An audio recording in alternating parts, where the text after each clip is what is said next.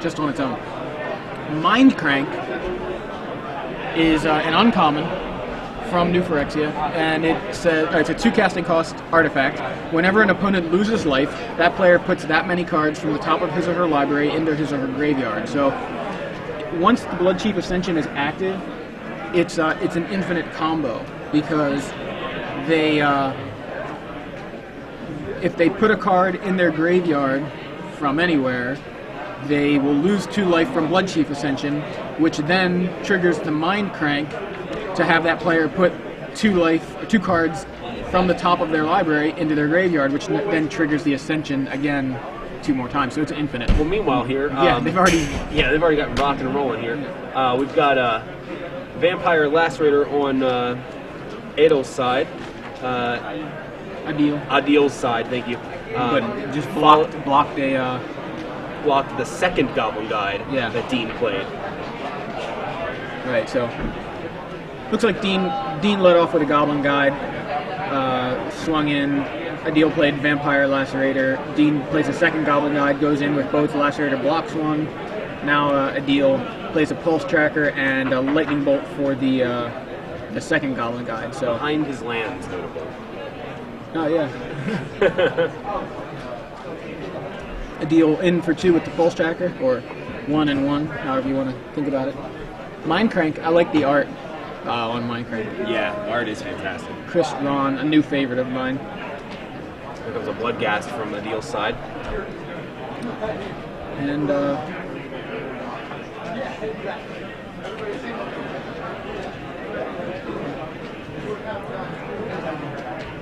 Dean looks like he's going with Arc Trail. Take out both of those vampires. So we've got a clear board here. Dean, though, with twice as many lands as Aadil.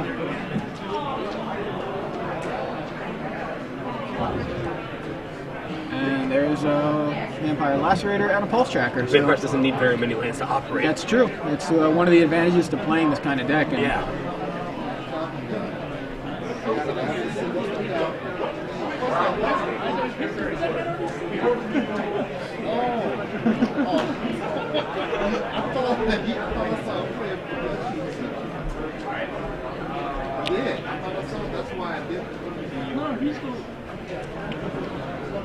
He has Bloodchief Ascension, he just didn't play it.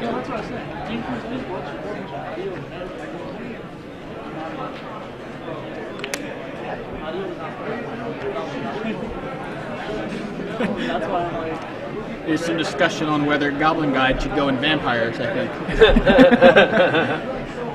Not serious discussion, just some confusion, I think. There's a Revoker. Phyrexian Revoker, haven't seen that get as much play as I originally expected. Can we figure out what was named with Revoker? Yeah. Do we know what was named with Phyrexian Revoker? Phyrexian Revoker. What was named?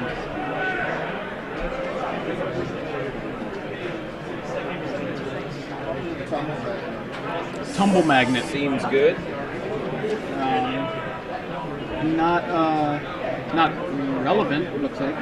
No Tumble Magnets in the 150 cards on these deck lists. Hey, you know. But doesn't seem like a bad thing to name. Not relevant because he just blocked anyway.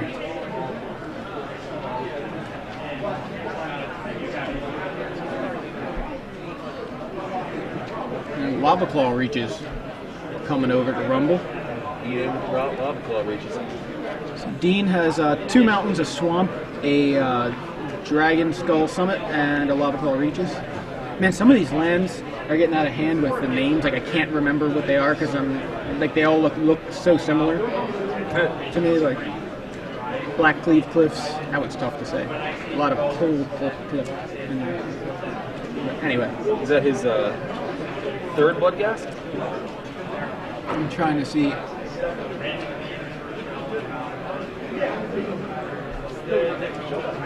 Oh, doesn't matter.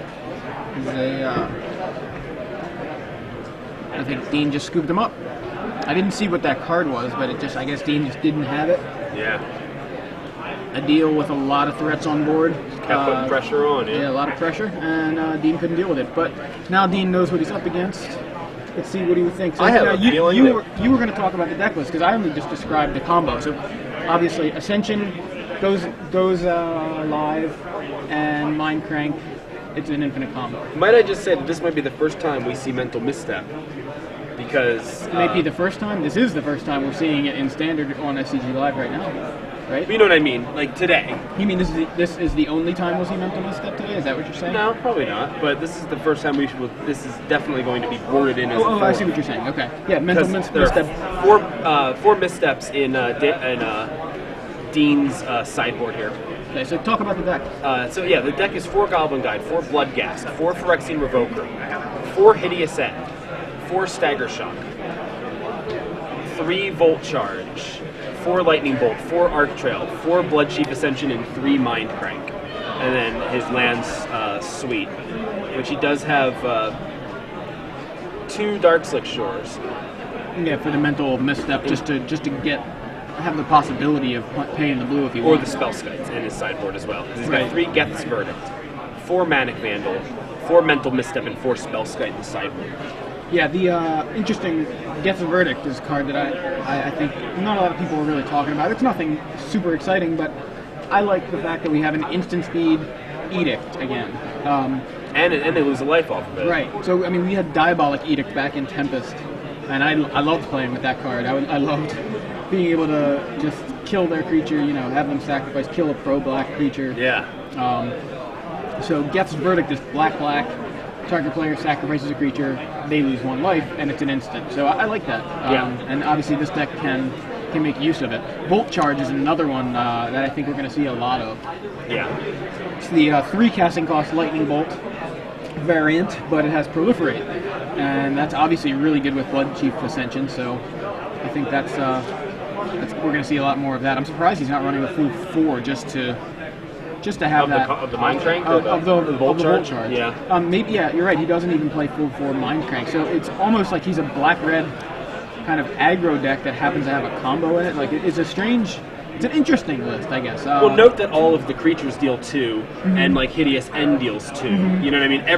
Every spell he plays that isn't the combo it helps. deals 2. Somewhere, you know what I mean? Right, Stagger Shock. Stagger Shock deals it twice. I love how Stagger Shock just triggers, like it puts 2 counters on the Ascension by itself. Yeah, or you can Stagger Shock. Never mind. Forget it. I was gonna say something else, but it doesn't make any sense. Yeah, well, you can Stagger Shock right at the end of their turn during your upkeep. Stagger Shock again. That's 2 counters on Bloodchief Ascension, and then play Volt Charge. Right. Oh yeah, there you go. You know? That's right, because it's 3 counters on Bloodchief. Volt Charge killing like one of their guys and then Proliferate. 3 counters. Yeah, I always do too. For some reason, I keep thinking it's 2. Me too. In fact, there's a lot of 2s on the card. Yeah. But as far as what he brings in, like you said, Mental Misstep seems good against vampires. The billion 1-drops. Yeah. Then again, he's already got a pretty good main deck against vampires. Maybe cut the Phyrexian Revokers, but I don't know.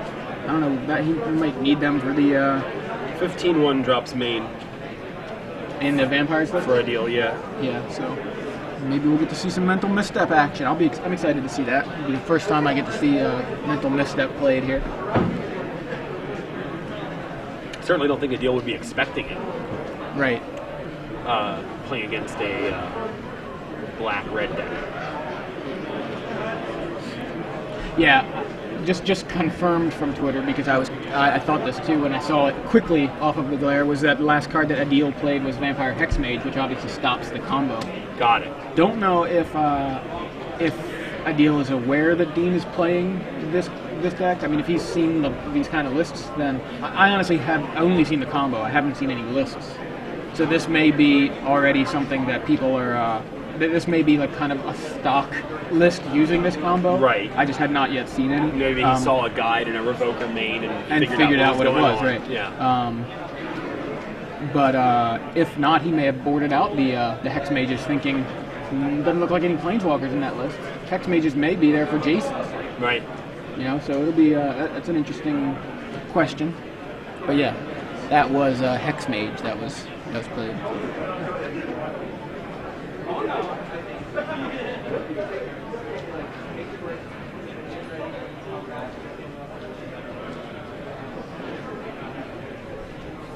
All right, so getting in the game too Dean here. leads with a Lava Claw Reaches.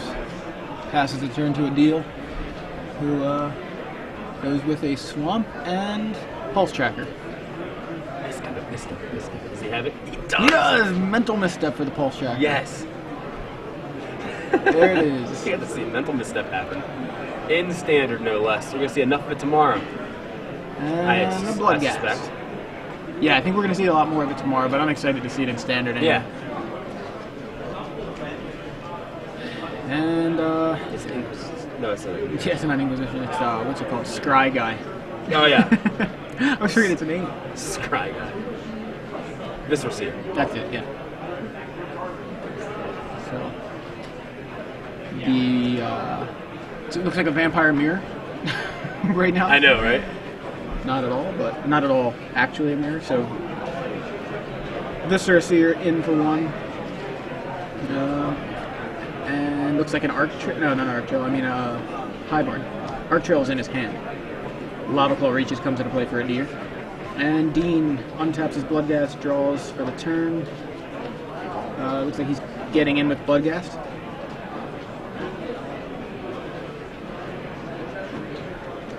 And taps 3 for Volt Charge on the Colostria Highborn. Nothing to proliferate.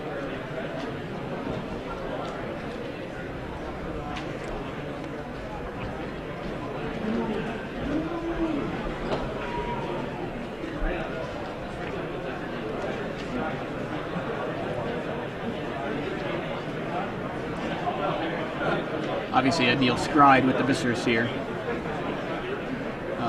Viscera Seer in for 1.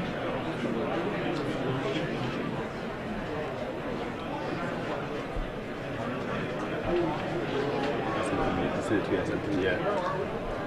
At least on my end. And now Dean now in again with the Bloodghast after Aadil plays a Black League Cliffs and passes the turn.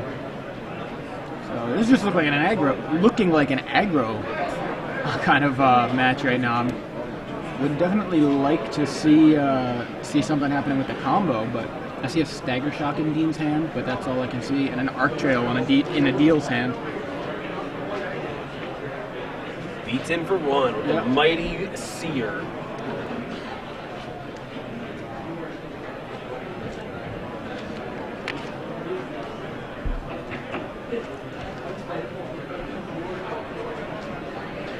And there is Skin Render.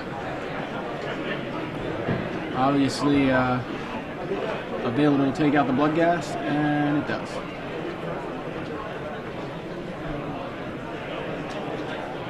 Stagger Shock. Didn't see who he targeted. I believe he targeted Aadil. And then, hit him twice with the Stagger Shock. And there's a Spellskite from Dean. Another new Phyrexia card. Now, interestingly enough, if Aadil had chosen to go mono black with vampires, he would have had things like Lash Writhe available to him, Phyrexia and Obliterator. I'm also surprised he's not playing something like the Spies. I think that the black-red version tends to just go with the burn rather than this card. Right. But, just want some of the options for vampires post-new Phyrexia. Seems like a different direction for the deck. I mean, if you don't want to play the black-red version. Phyrexia and Obliterator is getting a lot of discussion. Some people think it's good, some people think it's bad. I know Curdy Spice was not impressed with it. He said, dump that card. He's like, if you have that card for a week, you're stupid, is what he said. I guess as far as the value of it. But I don't know. I'm not so convinced. So there's a Burst Lightning for the Spellskite. Kicked, obviously.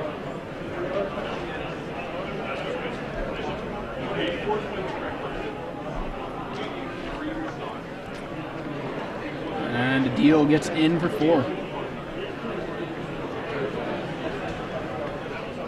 I'm guessing he took out a Bloodghast with the Skin Render? Yeah, Skin Render hit the Bloodghast. And there's a bolt from Dean, and that looks like he hit Aadil. So Dean not afraid of the creatures. Looks like he's just more about, I'm gonna burn you to death. So plays a land, Bloodghast in for 2 more. Aadil now down to 4 life. He's got a Stagger Shock in hand, Dean does, so end of turn, Stagger Shock, wow. Stagger Shock. That's Seems good. Pretty relevant, yeah. I can see why he went on the burn plan. Aadil can only conceivably right now do 3, 4, 6 with a 3-2 reaches in there, or 7. I'm sorry. What are you talking about? Like using the arc trail in his hand? Are you accounting for that? The arc, because he's got arc trail. So in his hand. But then again, if he 7, 8, 9. he can't arc trail unless he has a can't land. arc trail and activate. Yeah. Still, 9 isn't enough either. Dean's pretty confident. He knows what he's going to do. Yeah, he knows his plan. Yeah. Yeah. Obviously, if whatever Aadil does threatens that plan, he can use that stagger shock on something else. Right.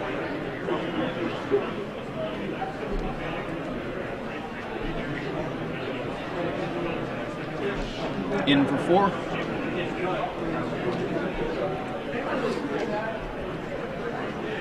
My friend Katie, who doesn't play Magic, is apparently watching because she commented, "Crank that soldier boy, LOL."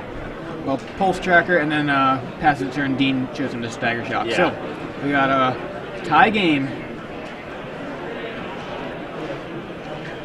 Just fingers crossed. I want to see Dean try to get the combo off.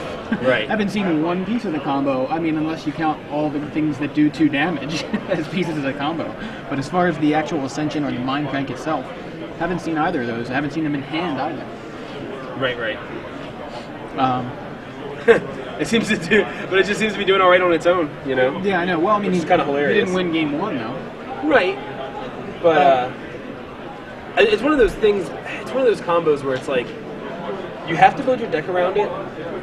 If you're building your deck off of every card you have, making your opponent lose 2 or more life, like It's you're still probably good, going to yeah. kill him eventually anyway. Yeah. And then like having the combo, like having the turn 1 Blood Chief Ascension is kind of just icing on the cake, you know? It's like, yeah, I also have this thing that can come out of nowhere. It seems pretty relevant.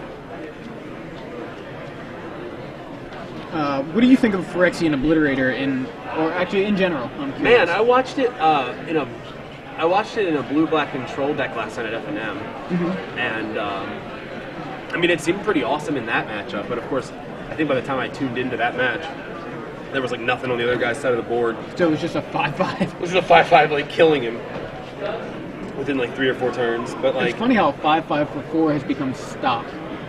You know what I mean? Juzan de Jin, was like a 5/5 for 4 that was like you lose a life every turn. Right. And that was huge. Like Huge.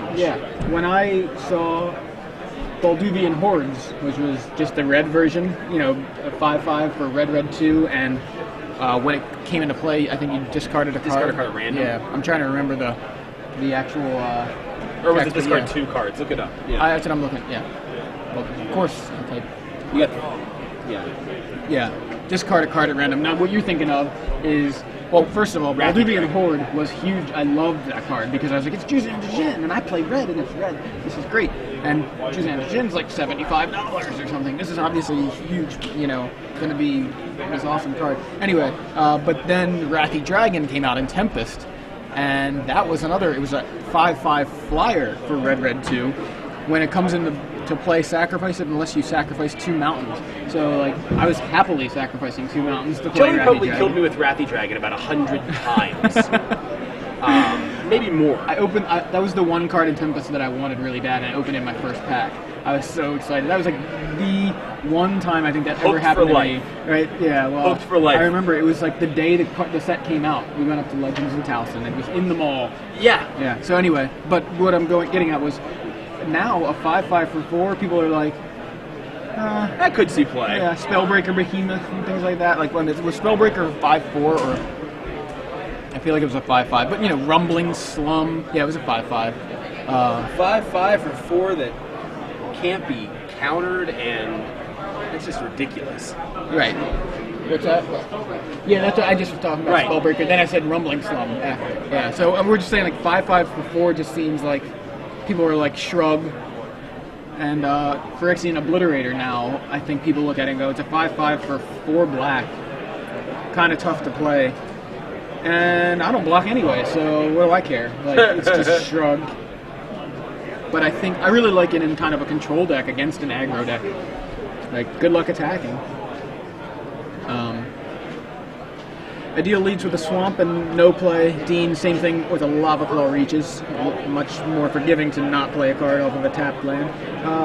Aadil, second turn, has a Colostria Highborn, and Dean plays a Blackcleave Cliffs and a Spellskite.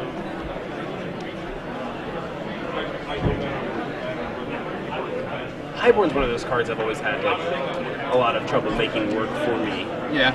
It's just blocks with the. I guess is he setting something up here? He's like attack, and it looked like he just went, "Oh, I'm gonna block it."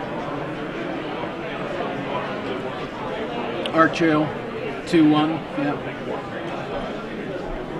Seems fine.